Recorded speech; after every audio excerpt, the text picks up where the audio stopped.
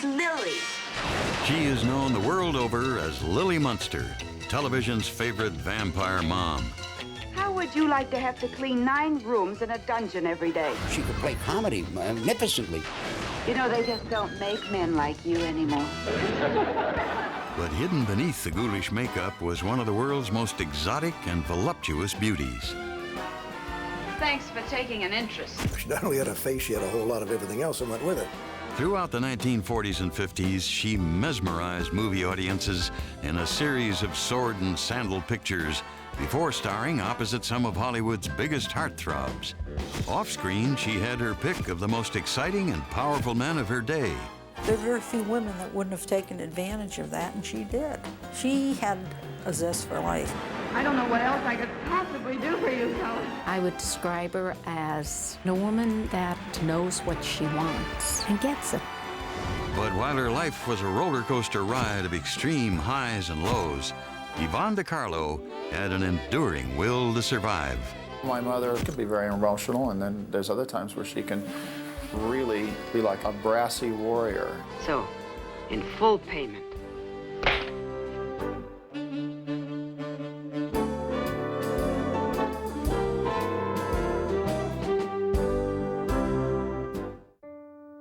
In 1922, the growing city of Vancouver, Canada, was recovering from a post-war depression and celebrating the repeal of Prohibition.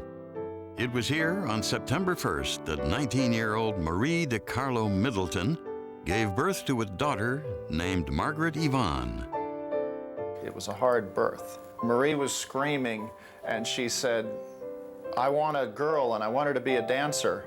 And then she said, "If it's a boy, drown it." Margaret's mother had run away from home at the age of 16 to become a ballerina. But after 2 years as a shop girl, she married William Middleton, a handsome, charismatic con artist. He was involved in flim-flam schemes, things like selling phonographs and speakers that were supposedly wireless that weren't. Peggy, as she was soon nicknamed, was only a toddler when her father beat a hasty departure just one step ahead of the law, never to be seen again. With her hard-drinking mother often away with boyfriends, the little girl was left in the care of her grandparents. Her grandmother, who was Presbyterian and very prim and proper, and then on the other hand there was Marie, her mother, who liked to have a good time. So she was brought up in a dual atmosphere, one of a grandmother who's very pristine in many ways, very conservative, very moral, and then her own mother, who was defying all those standards. Peggy found security with her emotionally distant grandparents, but she desperately craved attention.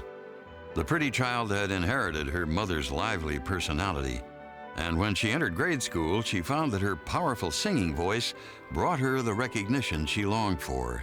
From a very young age, Peggy had a very full-bodied voice, and she went from singing at little things at the family table to doing little performances at school. Although Marie recognized Peggy's talent for singing, she had decided long ago that any daughter of hers would be a dancer. Yvonne really wanted to be a singer. She had a lovely voice, but her mother was focused on dancing because that's what she liked. So she decided to transfer that ambition to her daughter, and she actually forced her to take dance lessons. She was convinced Yvonne was going to be something and did everything in her power to make that happen. After several years of study with a local ballet teacher, Peggy was stunned when her mother announced that they were going to Hollywood, where opportunities for dancers were sure to be plentiful. But Los Angeles was not the land of broad beaches and palm trees Peggy had imagined. They moved into a cheap downtown apartment, and Marie took what work she could. Marie would get a job, since she wasn't trained in anything, usually as a waitress, but being very unconventional and disliking schedules, and a good time was better than working, very often she'd lose her job. Peggy enrolled at LeConte Junior High and began daily ballet lessons at the Fanchon and Marco School of Dance. But within months, she was uprooted once again when her visa expired. It was the first of 3 disruptive round trips between Canada and California that Peggy would make over the next few years. Though her academic education was erratic, her dance training continued uninterrupted. But it was becoming increasingly clear that Peggy's body was not supple enough to withstand the rigors of ballet. When Canadian dance teacher June Roper steered her in a new direction, Peggy was both grateful and relieved. June Roper proved to be almost like a surrogate mother. She really took a fascinated interest in Peggy. She saw that this girl not only was very pretty, but that she really did have talent. She was the first one to say to her, "Peggy, let's not think in terms of ballet so much. Let's think in terms of other types of dances that you could be doing." The following year, Roper arranged for Peggy to appear at the Orpheum Theater as a hula dancer in the whimsical Waikiki Revue. By age 17, Peggy had blossomed into a shapely young woman and began to envision herself as a glamorous showgirl. When a new nightclub, the Palomar, opened in Vancouver, Peggy finessed her way into a week-long booking. Hoping to present a more sophisticated image, she combined her middle name with her mother's maiden name. In 1939, Peggy Yvonne Middleton became Yvonne De Carlo. Months later, Yvonne and Marie returned to Hollywood. But by now, her mother was all but unemployable, and the teenager was beginning to feel the weight of responsibility. Desperate to advance her career, the striking 18-year-old entered the Miss Venice beauty contest. It's Bathing Beauty Day at Venice, California. The beauty contest is held on a Venice pier every year to select winners to compete in the Miss America contest at Atlantic City. Among the beautiful girls for fame and fortune is Yvonne De Carlo. After the Miss Venice Pier contest, both Marie and Peggy felt super confident. Now they said, well, here we are in Hollywood, so now it's time for us to try some club work. So one of the first places they tried, which was one of the more prominent clubs, was Earl Carroll's club. But when she refused to allow Mr. Carroll to examine her bare breasts, as he did with all his auditioning performers, Yvonne and her mother walked out of the nightclub and headed down the block to another popular night spot, the Florentine Gardens.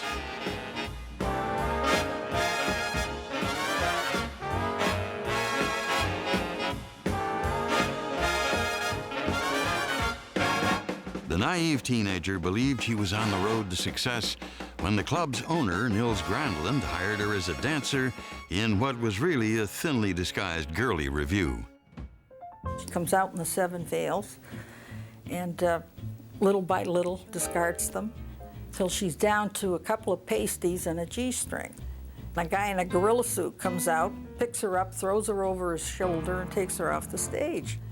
I know that it was burlesque, and I know that Marie was there. And she would go to the audience and say, "Applaud for my daughter louder." All the Hollywood wolves, as they say, the single guys went there. On any given night, you might see Errol Flynn or Henry Fonda, Burgess Meredith. These are the people that Yvonne eventually met. Yvonne realized that her sensuality brought more than money. It brought the kind of attention that she had hungered for since she was a child. But as Yvonne entered more sophisticated social circles, the lessons she had learned from her puritanical grandparents were not forgotten. She was kept innocent, if you can believe this, because her grandparents were very austere people, and so she was preached to. They were very strict with her. In 1940, Yvonne was proud to be featured in a musical short known as a soundie.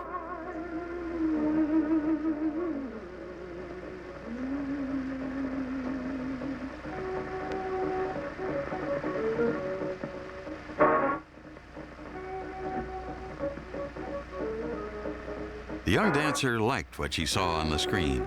Believing she had a shot at the major leagues, a glamorous lifestyle and big money, Yvonne DeCarlo made up her mind to be a movie star. She returned to the Florentine Gardens with a new sense of purpose, but bandleader Artie Shaw awakened the teenager to a harsh reality. He was very flat out, forthright with her, and he said to her one day, "You know, Yvonne, working at the Florentine Gardens, you're in a deep rut and you're not going to get out of there." And this upset her because she was very happy. She thought her career was progressing. Yvonne gratefully accepted Shaw's offer of a month's wages and quit her job. She quickly found an agent and for her first movie role received $35, playing a bathing beauty in Harvard Here I Come. When no other film parts followed, the pragmatic DeCarlo returned to club work, this time at Earl Carroll's. After she got working in nightclubs and got used to performing scantily clad, well, then she said, fine. So she went in and flashed them, and she got the job. But only 2 months later, on December 7th, 1941, the Japanese attack on Pearl Harbor signaled America's entrance into World War II.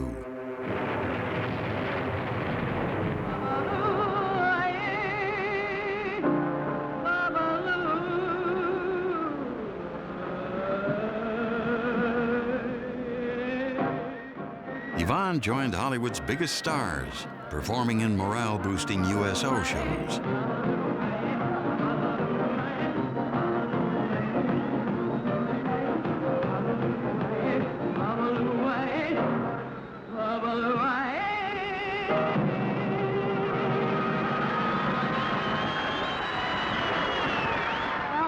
That's all the music I have. I don't know what else I could possibly do for you fellas. Yvonne's confidence soared as she sang before thousands of cheering servicemen. Before long, she was a favorite pinup and the recipient of thousands of letters from lovesick GIs. In 1942, executives at Paramount Pictures also took notice of the exotic beauty and cast her as Dorothy Lamour's handmaiden in The Road to Morocco, starring Bob Hope and Bing Crosby.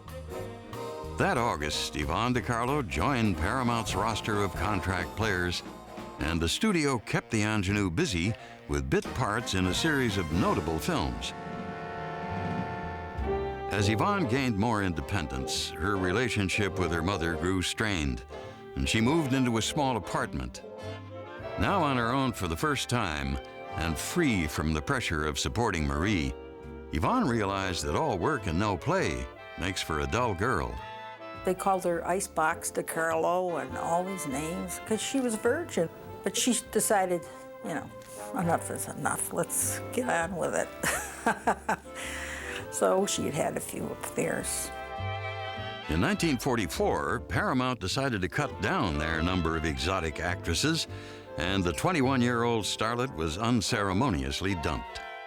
But Yvonne De Carlo was no stranger to hard times. She had come too far to give up now, and if she had learned anything from her mother, it was that tenacity pays off. In 1944, Yvonne De Carlo's brief tenure at Paramount had ended with a whimper. But when producer Walter Wanger cast her as the lead in his Technicolor Western, Salome Where She Danced, Universal Pictures wasted no time in signing the starlet to a $350 a week contract. Billed as the most beautiful girl in the world, Yvonne did not disappoint. If you are quite through robbing these poor people, I would like to go on with my dance. That's what they came here for and paid for. Go ahead, lady, dance. She had some kind of piercing gaze as well as a way of communicating to the audience as well as the person she was playing opposite. And there was a magnetism there and a mystery.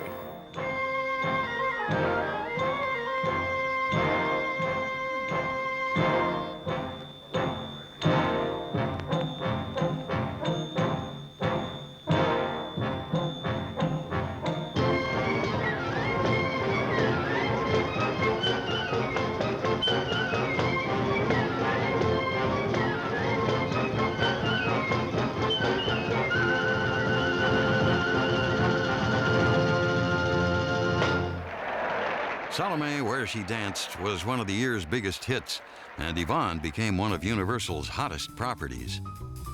The studio schooled her in etiquette and grooming and demanded that she never be seen in public unless she looked and behaved like a star. Yvonne was a star. She, by golly, was a star, and in those days, being a star was something very special. They were sort of coddled, and they were taken care of, and they were made into stars. Before long, the highly publicized actress caught the attention of dashing billionaire Howard Hughes, who began to actively pursue her. What she liked about Hughes, I think, was an air of mystery, intelligence, power.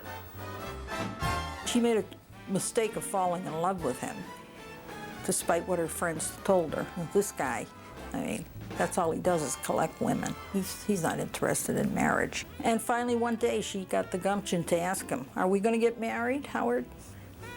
He said no. And that was that.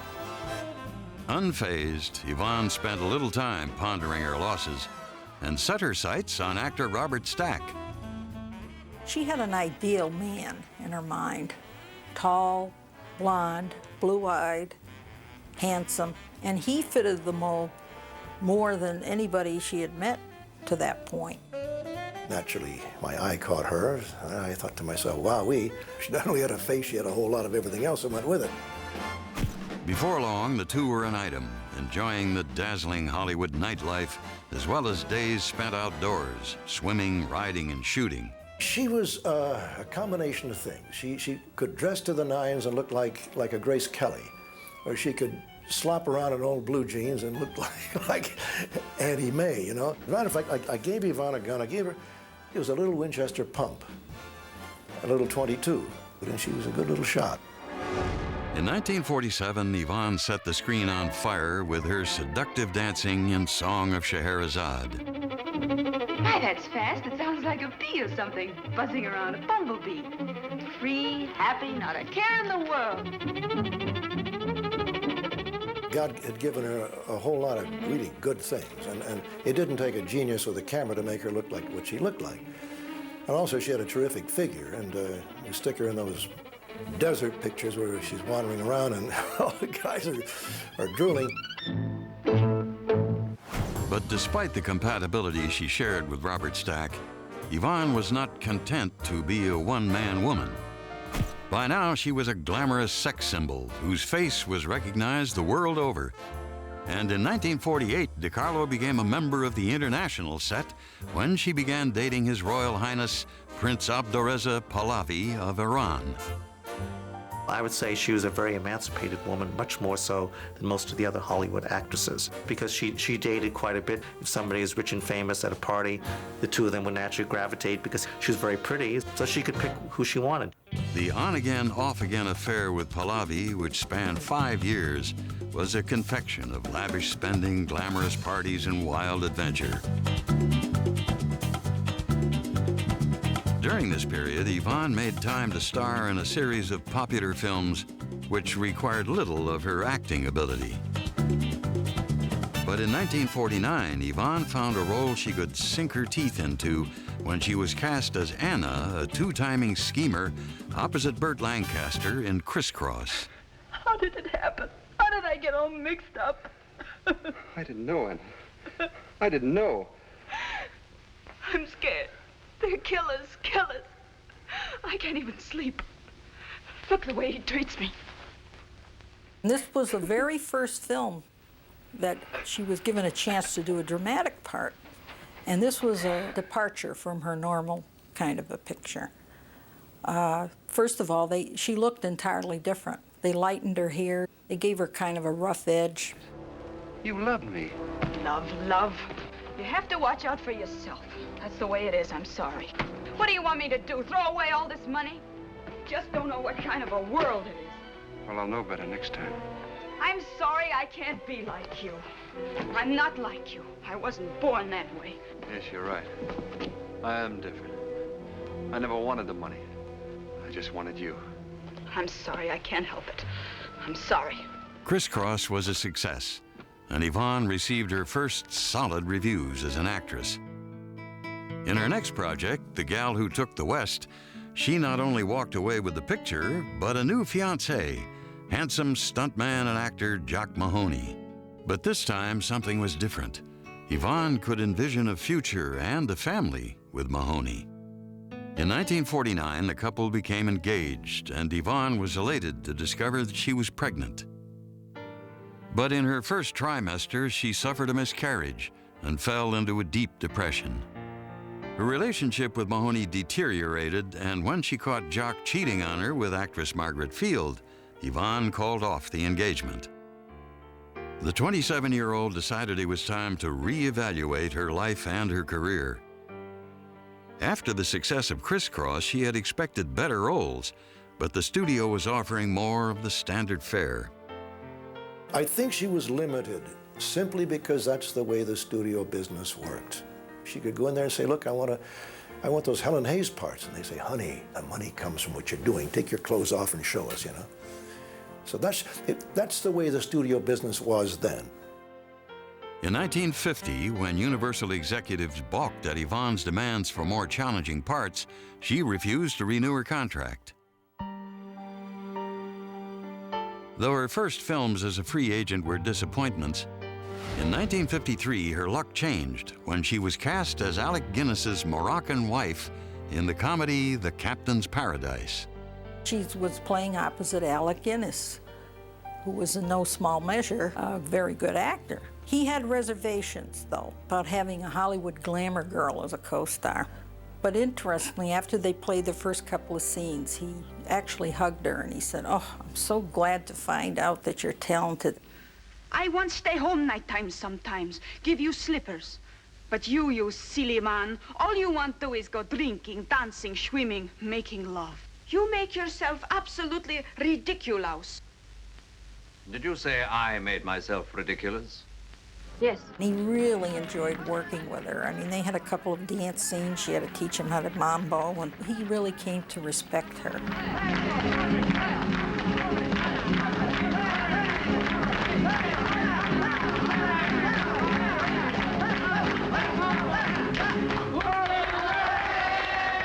Yvonne celebrated the success of Captain's Paradise with a trip abroad. While in France, the glamour girl embarked on another royal romance, this time with the notorious playboy Prince Ali Khan. She wasn't serious about him as a husband, but they had a great relationship. She was like a lover confidant. By 1954, the actress was successfully changing the course of her career, and she had her pick of the most eligible men in the world. At 31, she was the belle of the ball, but how long could the party last? Yvonne De Carlo was about to find out. In 1955, Yvonne De Carlo made it to the A-list when Cecil B. DeMille cast her as Moses' wife in his epic film The Ten Commandments, starring Charlton Heston. That same year, the 33-year-old began dating widower Bob Morgan, a rugged actor and stuntman she had met on the set of an earlier film. I was told by Yvonne was that it was like an animal attraction, but I think there was something about Bob's free spirit and rough character, you know, the cowboy, the simple man. In Bob Morgan, Yvonne believed she had finally found a man who truly loved her. And on November 21st, the two were wed in Reno, Nevada. She said once she was married, she knew there was going to be an end to freedom and that you got married and you stayed married. But she knew that it was the end of a certain kind of independence. The following July, Yvonne gave birth to her first child, Bruce. With the addition of Bob's 8-year-old daughter, Barry, the perennial playgirl suddenly found herself the mother of two, a role for which she was totally unprepared. I think my father was putting demands on her to be something that she had never been before and never been taught how to be, and had no clue, basically, how do you be a mother? In October of 1956, The Ten Commandments was released amid a frenzy of publicity. Yvonne was in the spotlight, with Bob eclipsed by his wife's celebrity. This is a guy that had some kind of authority over men in the war as a pilot, and there was a sense of status. Now he was walking behind a movie star. The photographers are unfolding her, and you can see him walking behind, and you can see the look on the face, and it's not happy. But Yvonne was thrilled with the direction her career was taking and believed her star could only rise when she was cast opposite Clark Gable in Band of Angels. In the post-Civil War drama, DeCarlo played a high-born woman of mixed race sold to a white slave trader. You know, that's a very becoming frock. We are putting some style in this old house, aren't we? Don't talk to me about this house. I hate it. And I hate you. I thought you had some decency, but you haven't. Setting that pet overseer of yours to watch me. I like the chapeau, too. I bought it to run away in, you hear? I was about to get on a steamboat if it hadn't been for that row-roo. Well, this slave's not gonna do you any good, massa, because I'm getting out of here come hell and brimstone, and you'll never see hide nor hair of me again. And you better tell that man to give you back your $5,000. Unfortunately, Band of Angels left many critics cold, and Yvonne returned to the type of B-list adventure films that had once been her bread and butter. But with the recent popularity of more sophisticated adult-themed pictures, DeCarlo's movies were beginning to seem passé. After the birth of a second son, Michael, in 1957, the Morgan household numbered 5, and with Bob's earning power far below that of his wife, money was tight. Over the next few years, the veteran actress worked non-stop.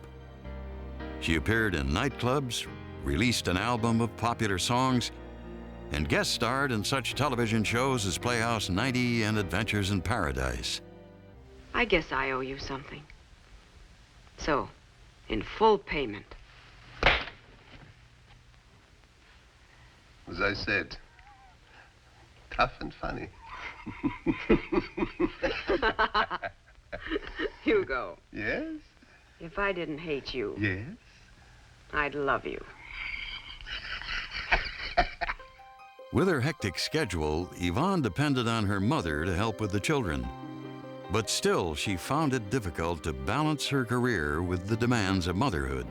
You don't apologize for being an actress that has kids. You do it, and you make the best of it. Here's the thing. Stage moms and star moms may be many things, but if a person tries their best, what more can you ask for?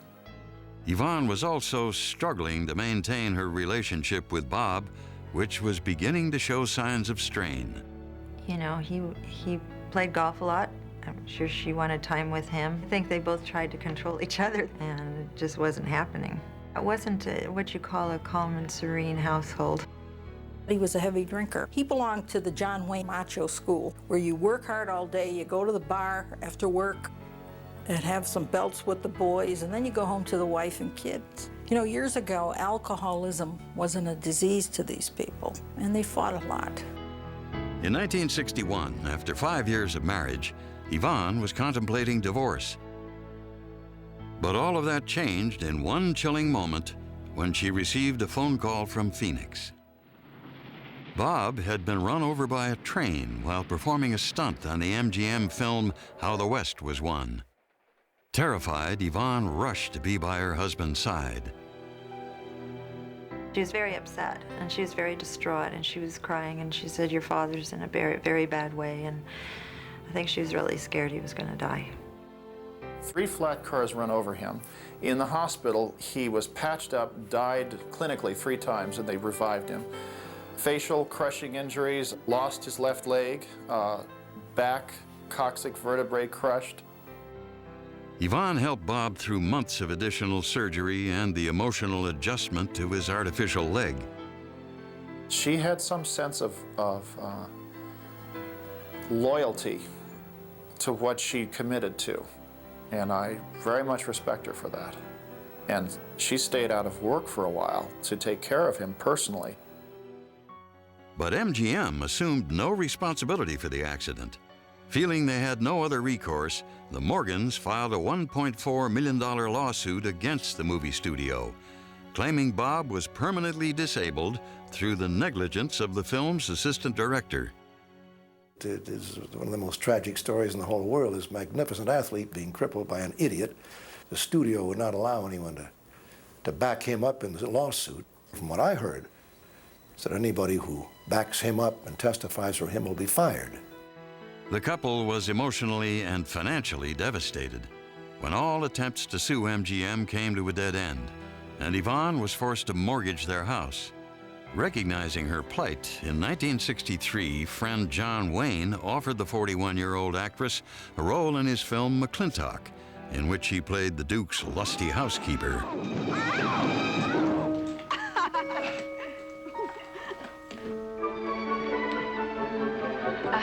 Mrs. McClintock, hope you won't misunderstand. It's the first 100 women sitting on his lap that I misunderstood. Number 101 is quite simple. I waited up to talk to Mr. McClintock. I wanted to tell him I was quitting. You see, Sheriff Lord has asked me to marry him, and... Oh, congratulations. I don't want to seem prudish, but if you are going to marry Sheriff Lord, it seems to me that you're sitting on the wrong man's lap.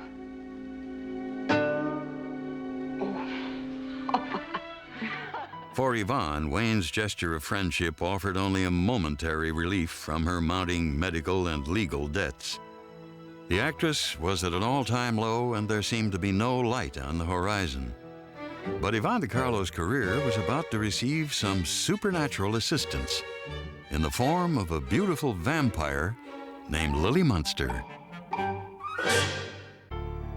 1964 started out as a disastrous year for 41-year-old Yvonne De Carlo.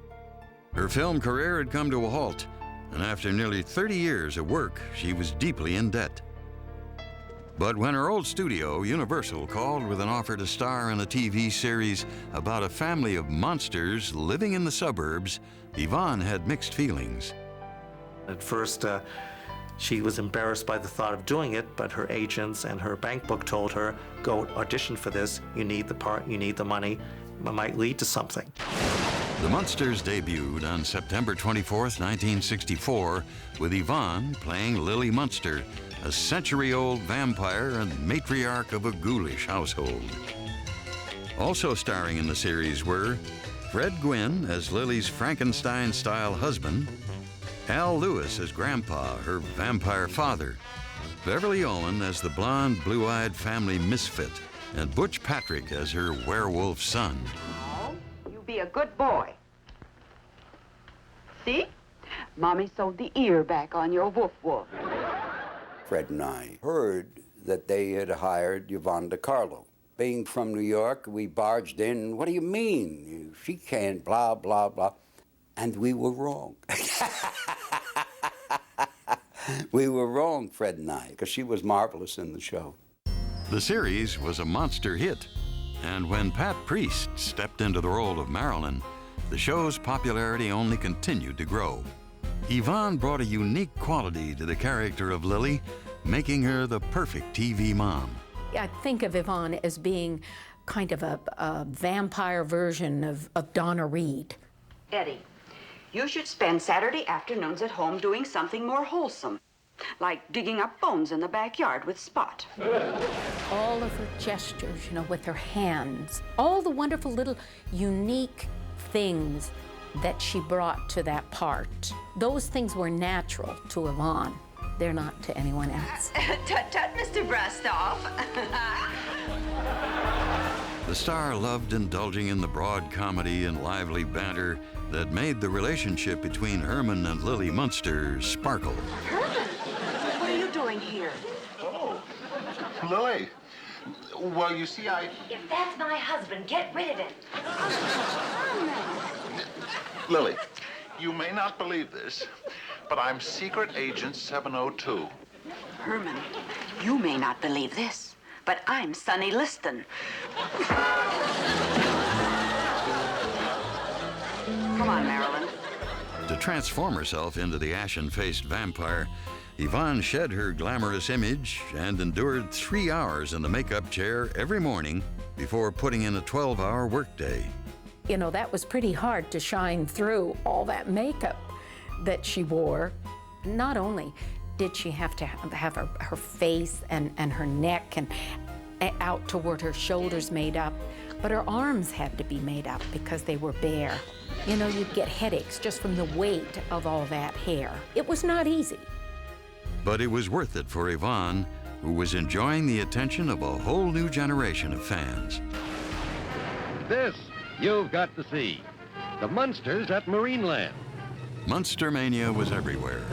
There were Munster lunch boxes, hand puppets, and board games, personal appearances by the entire cast, and a customized Jaguar Mark X for Yvonne to drive around town. But just as the actress's career was returning to stable ground, the novelty of the Munsters began to wear thin. During the show's second season, the ratings began to sag. In 1966, Yvonne agreed to co-star in the color feature film Munster Go Home, which was intended to renew interest in the television show. Herman Munster inherits a fortune and a castle full of homicidal relatives. Allow me to present my wife, Lily. Pleased to meet you. And Grandpa? Oh, quiet, Father. I'm trying to think. It's frightfully funny. But by the time Munster Go Home was released, the series was already canceled, and the actress was looking for her next paycheck. For Yvonne, the pressure to support her family was intense. I believe that Yvonne was like Atlas holding up the world in terms of financial support of other people. Holding up an entire family as she did was an amazing thing. I wish somebody could have come along and shaken her and said, don't support everyone and don't let anybody make you feel guilty about this or that. By now, Yvonne's relationship with Bob had become intolerable, and she needed an escape from the home that had become a battleground. Over the next few years, the actress kept busy by appearing in a series of low-budget films and traveling on the dinner theater and nightclub circuit. By cashing in on her movie star persona and still marketable name, Yvonne successfully managed to avoid the typecasting that plagued her Munster co-stars Fred Gwynne and Al Lewis. In 1971, she made her Broadway debut as Carlotta, a down-on-her-luck former showgirl in the Stephen Sondheim musical Follies. Good times and fun times, I've seen them all in my dear. I'm still here. Plush velvet sometimes just pretzels and beer. But I'm here. I've run the gamut, A to Z. 3 cheers and damn it, c'est la vie. I got through all of last year, and I'm here. I'm Still Here became her anthem. And her singing of that song and being in Follies, where she got great reviews, became one of her great show business successes.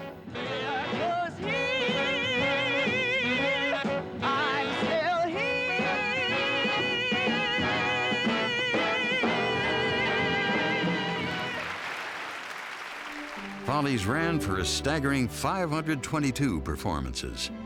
At 48, Yvonne De Carlo would prove to one and all that she was indeed still here and still a star. Fresh off her Broadway success in Follies, Yvonne De Carlo appeared in cult film director Russ Meyer's The 7 Minutes, portraying a defense witness in an obscenity trial. You solemnly swear to tell the truth and nothing but the truth, so help you God? I do. State your name for the record. Constance Cumberland. Please be seated. You indicated in earlier testimony that you had published your own autobiography, which was a bestseller, as I recall. Have you ever written or published any other books? Yes, I have. How many other books? 1 book. Was that book published under the name of Constance Cumberland? No, it was not. It was published under a pseudonym. Can you tell the court the title of that book and the pseudonym under which you wrote it? The book was The 7 Minutes by J.J. Jadway. I am J.J. Jadway. The film's reviews were merciless. However, New York Magazine proclaimed, only Yvonne De Carlo emerges unscathed, playing the lovely older movie star she happens to be. Critics weren't the only ones to notice the actress's enduring beauty. Yvonne was being courted by a number of attractive men, and in 1974, she decided it was time to end the marriage that for years had been in name only. I think she felt free because the divorce was a contemplation for many years. So I think there was relief. I could sense immediately her picking up the pace. Throughout the 1970s and 80s, Yvonne appeared in numerous films and even reprised the role of Lily in the popular TV movie Munsters' Revenge. In 1987, the former screen siren published her autobiography and titillated readers with a candid account of her career and amorous adventures. Here's the book, Yvonne. This is an autobiography. It's too spicy for you, though. Well, no, it is not. No, do you know what's in this book? There, you had, if I may say, liaisons with many famous men. Yes, Howard Hughes and Prince Ali Khan and Prince Abdurrezza. Well, see, these are rich men that are... Oh, and then there was a couple of truck drivers in there, too. But 1993 marked the beginning of a downward spiral for the actress when her mother, with whom she had shared an emotionally trying relationship, succumbed to cancer. I think that it was very sad for her. Her mother was very important to her, even if there was friction between the two of them. Yvonne had distanced herself in order to be herself. That was tough. In 1997, Yvonne was inconsolable when her son Michael suddenly died at the age of 40. Michael lived close to her, so they saw each other a lot. They went out for dinner and they watched movies together. So in some ways, he was like her companion. But he started to get sick and started to have these seizures, and eventually he had a bad one. The following year, fate dealt Yvonne another blow when she suffered a stroke and was rushed to the hospital. This was at a time when you have 93, her mother passes on, 97, her son passes on, and so it was a very tough time. She was lucky. She had a 98% recovery. The resilient 76-year-old actress bounced back with her usual aplomb and returned to her home overlooking a golf course near Solvang, California. She keeps up correspondence and I think plans her re-entry into the business. And I want to see her do that because she's an old trooper. She's not going to, be happy sitting up on a golf course for a long time. Well, I'm not just going to sit around here and deteriorate. By the year 2000, the actress had become a beloved television icon as reruns of the Munsters continued to win over new generations of fans. I'd feel a lot better if I could hear a few explosions. But Yvonne De Carlo's beauty, unquenchable zest for life, and indomitable spirit are what made her truly unforgettable. She's appeared or starred in over 80 films. She's been a star on television, Broadway, and she's a survivor. And as the song says, she's still here. She was a young girl when she started out, and things were not all a bed of roses for her in the beginning, and I think that's what formed her and made her a formidable person. Lately I asked her, was it destiny, luck, or preparation, or what? And she would narrow her eyes and say they're all the same. I describe her as one of the most beautiful women on film, personally as someone who took the travails and difficulties of the most difficult job in the whole wide world and handled them with class.